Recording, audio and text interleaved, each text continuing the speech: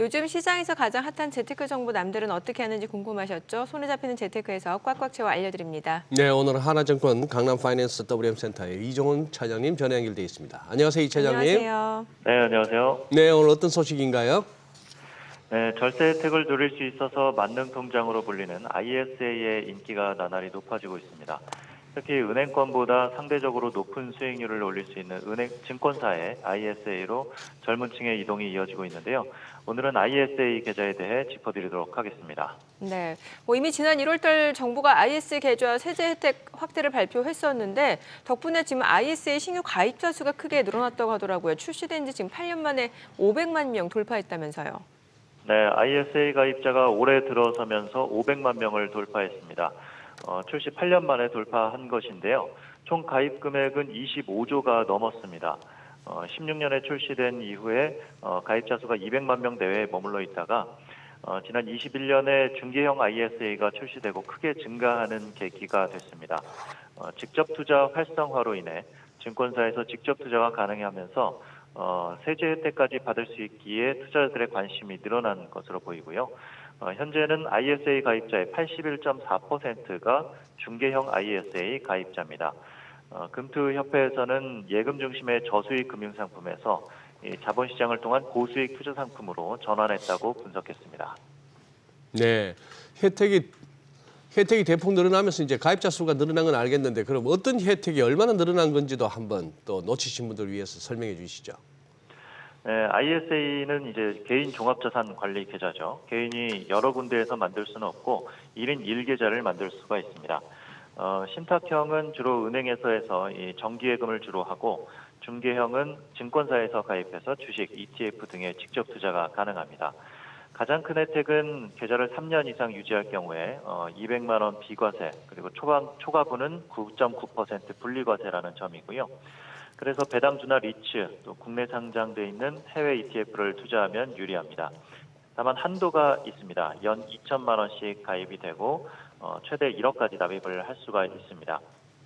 아무래도 은행 예금보다는 배당을 많이 받을 수 있는 주식이나 ETF를 투자하면 유리하기 때문에 이 중개형 ISA가 인기를 끌고 있는 거고요. 여기에 세제 혜택을 최대한 노리려면 3년이 지난 후에 3천만 원까지 연금 계좌로 이체 시에 10% 추가 세액 공제가 됩니다. 그러니까 300만 원이 추가로 세액 공제가 되는 거죠. 원래 이제 그 퇴직연금과 연금저축 합산으로 최대 세액 공제 한도가 900만 원인데 여기에 300만 원 추가로 세액 공제가 돼서 최대 1,200만 원 세액 공제를 받을 수가 있는 것입니다. 네, 말씀해 주신 것 중에 이제 투자 중개형 ISA 가입자가 특히 많이 늘어났다고 하셨는데 이 가입자들이 어떤 종목을 많이 담았는지도 궁금하거든요. 네, ISA가 비과세 혜택이 있다 보니까 배당주와 해외 ETF를 매수하는 경우가 많습니다.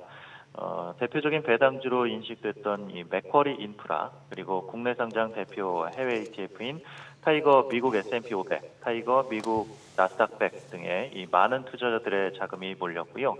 국내 주식형 ETF야 원래 매매 차익이 비과세지만 이 해외 ETF 매매 차익은 15.4% 과세가 되기 때문에 ISA 계좌로 투자를 하면 이 부분을 세이브할 수 있어서 이 해외 ETF를 투자하는 것으로 볼 수가 있겠습니다.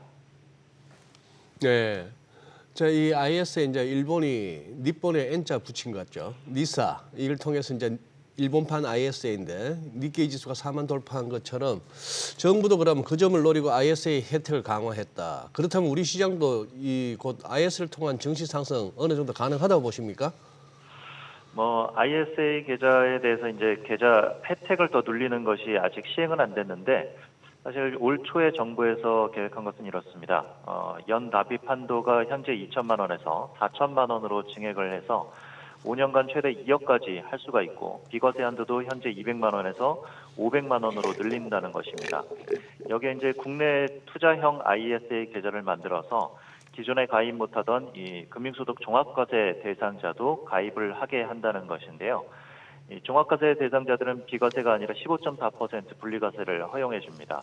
보통 종합과세 대상자들은 40%대의 세금을 부담해야 하는 경우가 대부분이라서 15.4%도 상당한 혜택인 셈입니다. 다만 아직 확정은 아니고 조세특례 제한법 및 소득세법 개정안으로 국회 통과가 되어야 적용이 가능하겠고요. 이런 것들이 다 증시 부양책 가운데 하나인데 이걸로만 증시 상승을 가늠하기는 어려워 보입니다. 네, 오늘 내용 잘 들었습니다. 고맙습니다. 네, 감사합니다.